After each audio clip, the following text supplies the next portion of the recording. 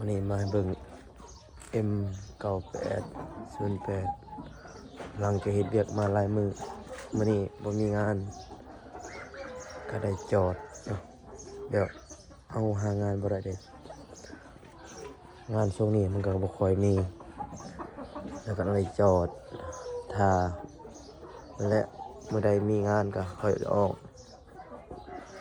เมื่อใดบ่มีงานก็ได้จอดในเฮือนจอดเล็กดังน้อยก็2-3 มื้อก็เอาเวลานี้เฮ็ดให้เฮาได้พักผ่อน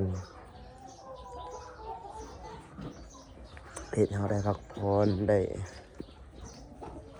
เวลาบ่ได้นั่นเด้เวลาบ่มีงานก็ได้พักผ่อนการ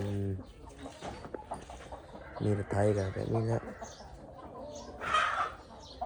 ก็ได้พักผ่อนเวลาเฮาบ่มีงานก็ได้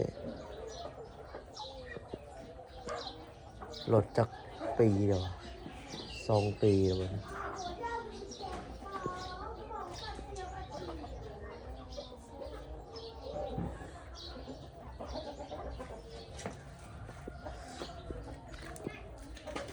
การมีรถไถเฮาก็พอได้แก้ไขในครอบครัวรถประมาณจักชั่วโมงขึ้นเบิ่ง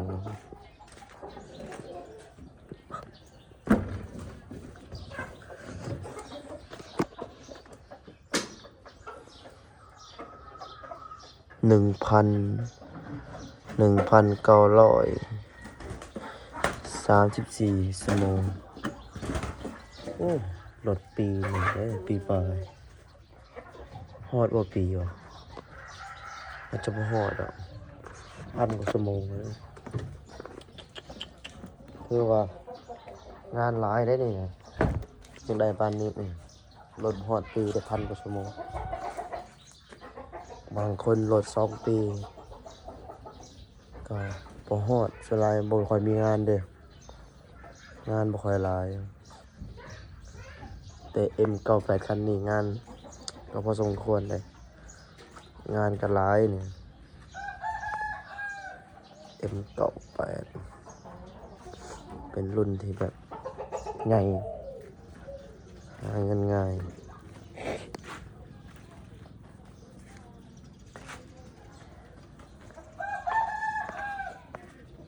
ตัวหลังคาแตกมาแล้วหลุดมันโคมไปโคมมาไอ้เว้ย